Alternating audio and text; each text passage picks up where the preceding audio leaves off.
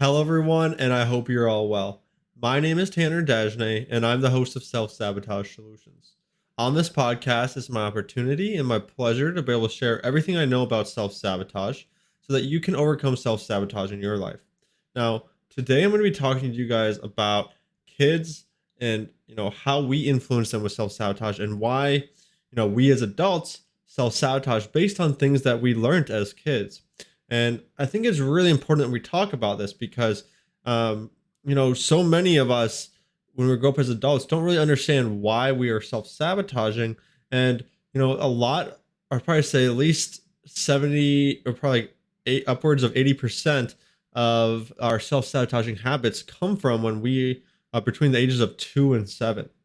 And so it's so important we understand this, especially if we have our own kids of our own, because we can actually influence our kids, be a better role model, like we always hear for our kids, because, kids are wired to mimic and to learn everything around them. And that's really the crux of a lot of what self sabotage is, because, humans have what's called imitative learning. So we all as humans learn from seeing other people do things, right? So we learn from watching our classmates do things. We learn from people on the TV doing things. We learn from, um, watching our parents do things. And kids, especially, that's where reason why people say kids are so moldable. Kids can learn so quickly. If you're going to teach a kid, a language, do it within, when they're young, because kids are like on hyperactive learning mode. And really what this is their brainwave is in a theta state. And then this theta state is essentially as a hypnosis state. And the reason why it goes into this theta state is so that they can learn everything, right? Because when you're a kid, you can't protect yourself, you can't feed yourself, you can't, put yourself to bed, you can't do a lot of these things, even though some kids are forced to, but really you can't reliably be doing that on your own. You can't go out and have a job, you can't be driving, you can't do so many different things. And so we need adults in our life as kids to be able to protect us and provide us these things, right? And so what we have to do, the best way for kids to survive is to learn how to fit in, to learn, the ways of society, so that we will be accepted and that we won't be outcasted from our parents, from our friends, from our family, from school, from other things like that, right? So that's our number one goal as kids, is to survive. That's really it. Our main goal is to survive, whether kids know that or not. That's the way their subconscious mind, their mind, the part of their mind that's in charge, that's pretty much dominantly in charge when they're kids, is active, is that subconscious mind. And let me talk a little bit about the subconscious mind real quick, because I think it's important to kind of get some idea of what it is about. So, we have the conscious part of our mind. This is the part of your mind that has your dreams, your goals, your aspirations. It has long-term thinking. It has critical thinking. And this part of your mind processes this piece of information, the conscious part of your mind, at 40 pieces of information per second, which seems like a pretty decent amount. But when you think about, when you actually, or sorry, we're not when you think about, when you compare it to the subconscious mind, it's actually a very small amount of information per second compared to our subconscious mind. So our subconscious mind's at 11 million pieces of information per second. And what you got to understand with your subconscious mind, it doesn't store things like our goals and our dreams and our aspirations. It doesn't think of things as good or bad. It's not logical. It doesn't think long term. It's more of a short term thinking kind of part of our mind. It's the primitive part of our mind, but it's a very important part of our mind, right? Because its main job is to keep us safe, and it does that for the majority of us. If we're still alive right now, that means you're safe, you've survived. So congratulations, your subconscious mind has made it through. But that's what your kid's subconscious mind's main goal is, right? And how it just determines what is safe, what is going to help it survive, is based on what's in its surroundings. So based on the things that it hears, the things that it sees, the things, the things it hears and sees, and like other things like that, right? Maybe it feels, because a lot of times we can feel like emotions in the room, right? So this does mean that your subconscious mind does pick up on things like TV and books and songs. And so if you're listening to certain songs, TV shows, um, podcasts and things like that, your kid is also picking up on it. Even if they're actively playing with something else, doing something else, if they're hearing it, their subconscious mind is picking up on it. And that's what you need to know. If we're consciously paying attention to something, our subconscious mind is still picking up on other things, because consciously we can't multitask as well, because we can only do 40 pieces of information per second. But subconsciously, we can do 11 million pieces of information per second. So it's been proven that, let's say we're driving down the street with our car and we see a little flyer on the side. We don't even look at it, but our subconscious mind might pick up on some words within it. There might be a song playing on in the background and you're not even focusing on it, but your subconscious mind is hearing the words in that song and taking down notes. And every time, it's kind of like a game of like match 'em, where every time your subconscious mind sees something that's similar, it's like, hey, we saw this before, let's match it together. This ranks, and what it does with that, when it matches those and finds similarities, it starts to say, this thing is safer because we saw it multiple times in society. We saw this thing multiple times. So for instance, let's just say, sorry about that. Let's just say the subconscious mind is like, hey, we saw someone eating cookies here today, right? And then, oh wait, on the TV we saw someone else eating cookies. Then we saw the Cookie Monster, right? And then mom was making cookies. Oh man, that's really safe because everyone was doing it. I saw it on the TV. I saw someone else out in society doing it. I saw my family, my tribe doing it. I heard someone talking about it. That boosts it way up, right? Because the more it's always keeping track. And it's kind of like a giant database in our subconscious mind, because it does remember everything and take note of everything. So what you got to know is that a lot of and what it does with this information, right, is it creates programs. It creates, essentially what you can think of it as like, on a computer where you have different programs like Microsoft Office, you have, the internet, you have Google, you have not Facebook. Sorry. I guess you could have Facebook as a program on your computer. You have different video games. You have different things like that, right? What your subconscious mind does is creates programs like that. So you use these programs to run different things and do different things with the data on the computer, right? The same thing happens with your subconscious mind. It creates these different programs to do things with that data on your subconscious mind. So you might have a program for going to the bathroom. You might have a program for eating unhealthy food or eating healthy food. You might have a program for eating sweets. You might have a program for drinking alcohol, or abusing yourself with other forms of drugs. I think it's important also to note that just because you see someone drinking a bunch of alcohol doesn't necessarily mean you're going to be drinking alcohol. You might be choosing something equally as destructive, because the subconscious mind doesn't fully understand what things are. Remember, it's not a logical part of your mind. It kind of just associates things. So it says, hey, these people drink alcohol, and some people snort cocaine, and some people smoke marijuana, and some people do ecstasy. So there's all these different things that people do to have a good time, to relax, as a form of a drug, right? Some people smoke cigarettes, some people do hookah, some people do all these different things. So your subconscious mind is saying, hey, these things are all alike. I could do one of them and fit in with the tribe. So just because your parents are smoking or drinking alcohol does not mean you will be drinking alcohol. You might choose to snort cocaine. You might choose to do something else that's equally as destructive, because your subconscious mind equates it to be the same thing and pretty much knows that it will be accepted either way, even if you're doing something just as similar. So your subconscious mind is very illogical, but it's very amazing in the fact that it's able to pick up on all this information.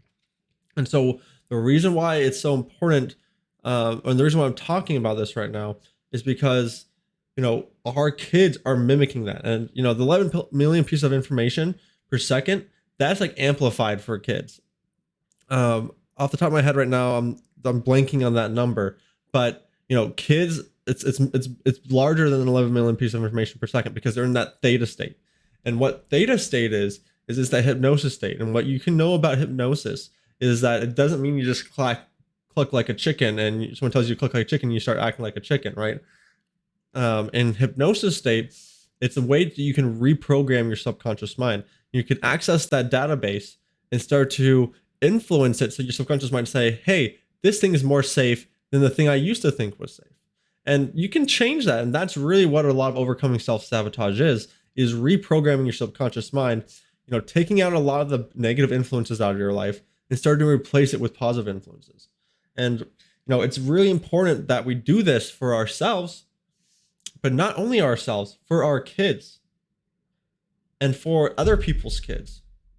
Because, let's say you're an aunt, your nephew is watching you do the same thing. Your uncle or, your nephew is watching you do the same. If you're an uncle, if you're a grandma, if you're a grandpa, they're always paying attention to those other things.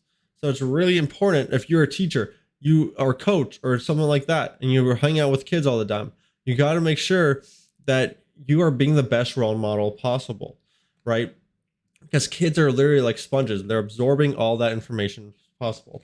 And, something that me and my wife thought about a lot about before we had a kid. Because once I started learning this information, I started to realize just how impactful that is for our kid. And so me and my wife chose not to have kids for a while because we want to make sure we worked on our own problems. We worked on our own problems so that way we wouldn't be handing that down generationally to our kid. Because most of the times, that's a lot of times where we pick up on these negative programs, where we pick up on these self-sabotaging habits is from our parents. And it doesn't mean your parents are evil, your parents are bad. It just means that they maybe didn't know this information. A lot of this information has been coming out recently, or you had to search for it. And if you didn't know about it, that's okay. But now's the time to start making changes. Now that you know, because the first step is to get informed, to get that knowledge, so you understand how we're influencing kids. I think most people know that kids are very influential. But here's the reason why: is the subconscious mind is always picking up on that data, right? It's always creating what's the safest card to play within society so that it can survive, right? It's always marking it down and notating it within a giant database. You can think of it as like an Excel spreadsheet. And it says, hey, look, we got cookies. We got another tally in the cookie box. We got we got rap music. We got another, thing in the rap music box. We got violence or fighting programming, which is so often, so frequent. I see a lot of kids nowadays are so physical, trying to punch people and things like that. And I think it's really important to think about why that might be. Partially, maybe video games. Partially, a lot of TV shows are very violent. We got a lot of movies, like superhero shows that are programming us for violence, solving our issues through fighting, which, it doesn't mean you're going to go kill someone, but it means that you might get in more fights. It means that you might verbally fight someone, right? Something I noticed is that I was always really into those video games. I was always really into the fight, superheroes, and I still do like these superhero stuff. I too restrict myself with how much I watch of it because I know how much the TV and video games can program you to do certain things. And a big reason why men are attracted to these video games and movies, women too, but more specifically men, because we have some old hunter gathering programming from back in the day. So, men used to be the hunters. Obviously some women did too, but mostly men. And they would go out and have adventure and hunt and fight and things like that, right? So a lot of us are still looking for that adventure, but we're living in lives where we don't get as much adventure. We're not going hiking. We live in the city. So a lot of us get our fight fix, our adventure fix from video games, from movies, from TV shows, which is great and all, but we do need to get out there and experience new things. We do need to get out there and get some adventure.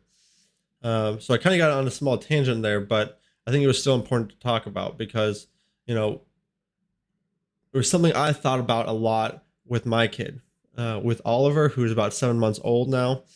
And we've had the TV on in front of him a couple times, and we highly regretted it as soon as we did it because what we noticed is that he would be transfixed. He would be eyes glazed over, like you can't get his tension broken unless you pick him up and kind of get in the way of the TV. Like if you try to say Oliver, he would just ignore you. You try to actually pick him up and go in front of the TV, and he'll try to get around you and try to look around, right? Because he was so hypnotized by this television. And the television is one of the biggest brainwashing tools known to man. Whether you agree with me or not, it's used for entertainment or for entrainment. And the reason why it's so amazing at, and I do say amazing because it is really a marvel at how it's able to hypnotize people. It has bright lights. It usually we're looking upwards towards the TV, which if you're looking upwards, it kind of goes you into that hypnosis state. Also, we get relaxed, and big a portion of getting into hypnosis states is being relaxed. So we get relaxed. We start to just kind of zone out and just watch the television. Meanwhile, our subconscious mind takes over and it's picking up on everything within that television show or that movie, right? So it's really important we be careful what things we're watching, especially around our kids, but even around ourselves. So, we have a major influence over our kids. And I think you guys all can probably understand that by what I've told you so far. Um, it's something that's really interesting. You can start to look into, what kind of messages are in the TV shows you're watching. What kind of messages are in kids' TV shows? Because I tell you what, a lot of those kids' TV shows have very negative programming in them. What kind of messages are in the kids' movies, like Disney movies and things like that? You'd be surprised if you went back and looked at them when you were an adult, the kind of things you might notice, especially if you know what to look out for. Um, a lot of the movies and TV shows in general nowadays is getting worse and worse as well. It's getting darker. It's getting more violent. It's getting more sexual, and these things have a major influence on our kids. I think there was a study done that just even the slightest more amount of sexual content that boys watch, teenage boys, increase the amount that they um, went out and had sex at a young age, which is not surprising because monkey see, monkey do, right? And that I think that's always an important thing to think about. It doesn't matter what you say to your kid. Well, what you say does matter, but your actions usually speak louder than words. You can tell them not to do something, but if you're doing that all the time, then they're likely going to want to do the same exact thing. So, if you're always on your phone, if you're always on the computer, if you're always watching TV and you're telling your kid they can't do it, they're going to not listen to you and they're going to do the same thing. You got to be that role model for your kids. You got to show them how to eat. You got to show them how to work out. Another thing that's awesome is that when I work out, I always do it in front of my son, and he's always wide-eyed looking at me like, "Whoa, what are you doing? You're doing push-ups, you're doing pull-ups, you're doing all these things." And he likes it, and I enjoy being able to work out in front of him because I'm showing him, we work out. This is our tribe. We work out in our tribe. We work out in our family. Um, and it's important to get that exercise. It's important to get that movement. But you can do it for all aspects of life. What they see, hear, just like you, is usually what you're going to end up doing. So you got to be careful what you're saying to your kids. You got to be careful how you're saying things to your kids. Um, it all comes from awareness, and I highly recommend you learn as much as you can about the subconscious mind as possible, because the subconscious mind, like I said, creates these programs for us, and we run these programs throughout our life unless we reprogram them. So, and an example of this is there was this girl who every time she had a hard time, her dad would go and buy her ice cream, right? And so her brain started to associate having a bad time with ice cream. As an adult, every time she got sad, she'd always go out and buy a big gallon of ice cream and eat it all. It became a very big problem for her because she started to get sad very often. and she started eating a ton of ice cream and gained a ton of weight, which made her more sad and led into this violent loop, right? But that's kind of the way you can think about these programs, right? These programs are built when we're kids, and a lot of times we don't realize why they happen, because she didn't realize that that's why that happened until that was made aware to her. And I heard this story from Marissa Peer, who is one of the world's top hypnotherapists, and she has some very interesting stories around that. So another one would be a little boy who had a new baby brother. His mom would always put lotion on his baby brother, and that little boy would always ask his mom to put lotion on him too. And she'd say, "No, not now. This lotion's for the baby. Don't be silly." And you know what? This little boy really wanted that lotion. And what, our subconscious mind is always working in our favor. Maybe not always in a good way, but remember, it doesn't understand good or bad. So the subconscious mind is also in control of all bodily functions. And so this little boy developed eczema, sorry, and really bad skin condition. You know what his mom had to do? She had to start putting lotion on him and put bandages on him. And the way Marissa Peer found this out is when the little boy came in to see her, because he was having problems, and they came to see her.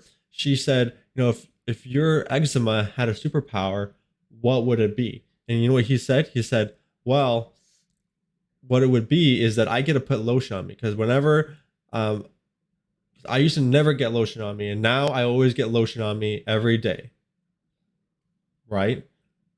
And it's powerful stuff.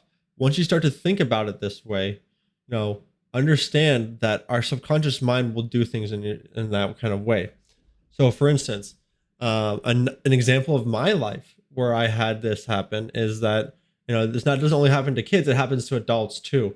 So I had this job at Empower Retirement, which is a call center for 401k retirement plans. And it was my first job at a call center. Well, technically I worked at one before, but I wasn't really on the phone very often. So then I started working at this Empower Retirement and started on the phones. And I would start dreading that. I would tell myself I did not want to do it, that I was dreading it, that I wanted to do anything else but that. And you know what would happen every time before I went to work? I'd get this knot in my stomach. I'd get this pain and this feeling that I couldn't go on. And it got so bad to the point where I just had to quit. And I've never done that before with any kind of job. I've never just quit out of the blue. I didn't even tell anyone. I just quit that day, wrote a letter, and went home. And that was the end of it. My wife didn't even know at the time. My family didn't know at the time. And it was super embarrassing for me. But I created a situation that was so bad for myself, because I was telling myself these things. My subconscious mind was listening and was saying, oh, this is so bad. We're going to make it so our anxiety, so we feel actual pain when we do this job. So that way we can leave. We can have an excuse not to do it anymore. We have a depression when we work this job, so we can't do it anymore. And that's really what I did to myself, because, I'm working at a similar job now, as well as my coaching stuff. I'm working at Wells Fargo for a call center, and I tell myself the total opposite thing now, and it's much easier to manage. I don't have depression. I don't have that knot in my stomach. It's all based on my mindset.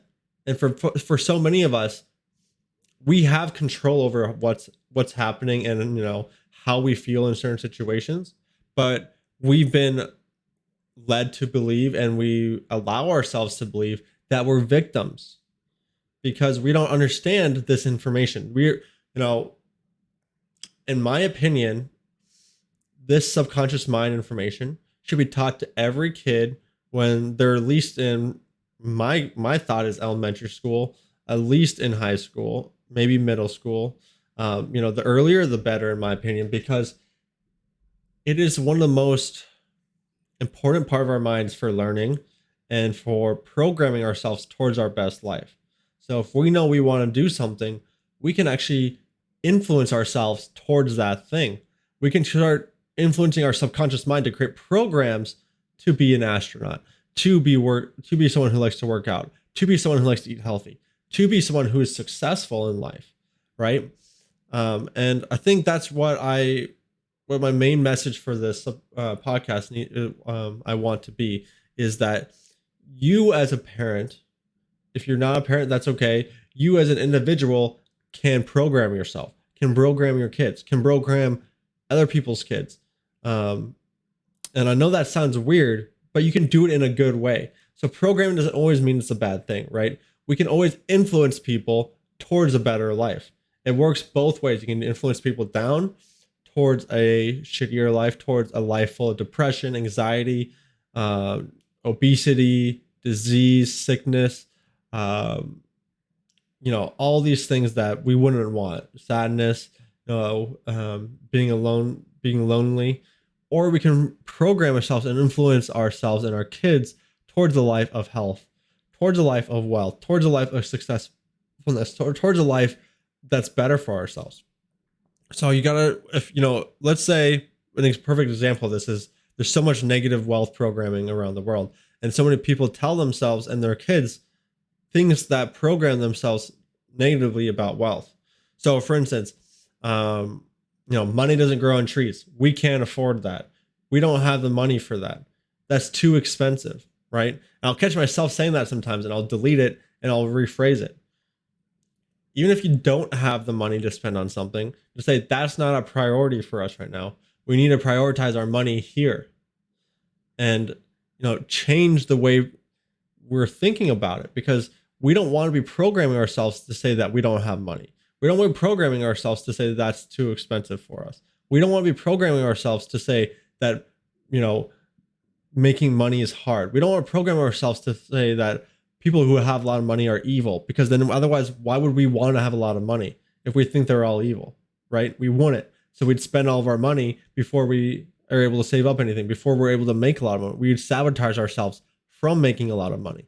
You see where I'm going with this? It can be a very expansive thing. And I don't want you to get upset at yourself. I don't want you to punish yourself, because those things don't help us. What you can do is start focusing on what you can do. Start focusing on changing things.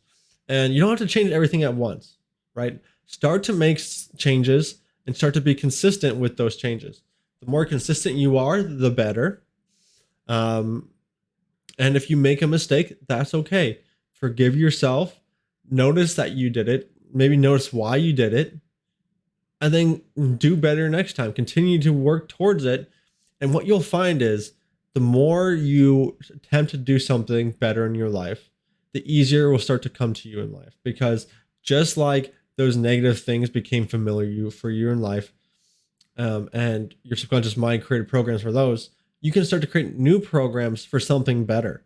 And the way your subconscious mind chooses which programs to play is based on what is the most familiar, because nature always follows the path of least resistance. And the path of least resistance, according to the subconscious mind, is what is most familiar, what is the most safe, what is the most common thing within society. What is the thing all the people in the groups are doing? What is the people the authority figures are doing? What is the thing that everyone is doing? And how can we fit in with them, right? It's kind of like peer pressure. It's mimicking other people. And that's where a lot of our subconscious mind programs come from. So a lot of people here in America, are programmed to eat unhealthy, are programmed to eat McDonald's, to eat Subway, to eat Popeyes, to eat all this garbage, Taco Bell. And yes, if you eat some of these places, I'm not meaning to make you feel bad. I'm just telling you the truth here. Okay? That stuff is garbage. That stuff is not healthy for you at all. It's full of toxins. It's full of chemical additives. It's full of just crap for your body. And I almost wouldn't even call it food. I call it like a food-like substance, because it's not very natural at all. It's something that's far away from our it's dead food essentially. It's stuff that won't give you enough energy. It'll almost take as much energy to even eat it and digest it as it would that you would be getting from it. And what you're really doing when you're spending money on that is you're poisoning yourself and putting yourself towards a worse life. Sorry, I really wanted to say that because I think it's important you understand that when you're eating those kinds of foods, you're showing your kid that that's the kind of tribe they live in. That's the kind of world that they live in. That they're living in a world where people eat foods that make them worse off, that poison themselves, that leave them in a spot where they're going to be more subject to obesity, more subjected to depression, more subjected to um, disease, more subjected to low energy, because that's what a lot of these foods lead you down the path of. This goes for everything that I was just talking about today. So I hope you guys understand where I was going with this, and understand that, you know, if you are a parent, don't beat yourself up. Start to take steps towards your best life now so that your kids can mimic that. Even if they are older ages, they can start to learn now. And it's better to start as early as possible, because even as adults, we can reprogram these things if we know the right information. As kids, it's much easier to reprogram because they're in the hypnosis state. They're in that theta state, so they're constantly learning.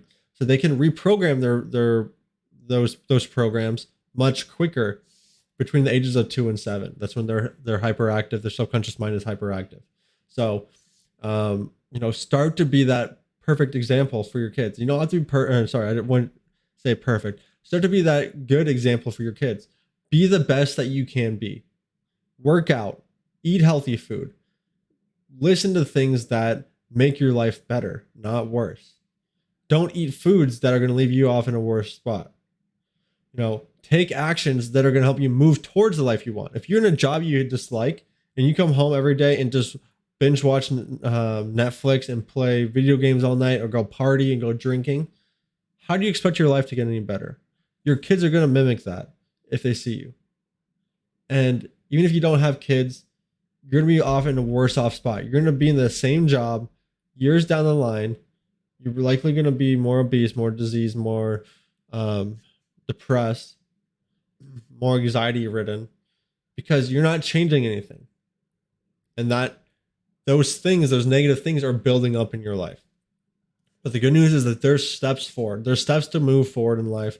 I know I would be in that same spot if I didn't make these changes in my life. So that's why I really want you guys to know there's a way forward. There's a way out. There's a way forward into your best life. Don't let yourself believe that this is the only way. This is the only way you can be, that life is. Life's meant to be full of disease. Life's meant to be getting sick every year. Life's meant to be getting, have low energy in the morning, relying on coffee, right? These things aren't normal. So stop telling yourselves they're normal and make something better out of your life. Reach out to me if you guys are ready to do that. And make sure you guys listen to my other podcasts. I give so much good information about the subconscious mind, about overcoming self-sabotage on this podcast. And I think it can all be really helpful for you guys. And if you guys want to talk to me about this, if you guys want me to talk about a certain subject, put it in the comments, email me, reach out to me on Facebook. I'm here for you guys. I'm ready to listen. I'm ready to work with you. And let's start moving towards your best life together. Anyways, guys, thanks for listening. Have a good day. Like and subscribe this to my videos and to my page. It really does help when you do these. Leave a comment. It does boost the algorithm so other people can see it. And it makes it so I can continue doing this, because if I can get enough subscribers, I can start monetizing this. And that is very helpful for me to support myself, my family, and keep making these videos for you guys, because I really love to do it. I really love to share this information with you guys. Anyways, I hope you all have a fantastic day. Thank you for listening. Go out there and start creating new programs for yourself. Start being a better role model for your kids, so they can start creating those programs that they need to be making for their lives. All right. Thank you guys. Bye.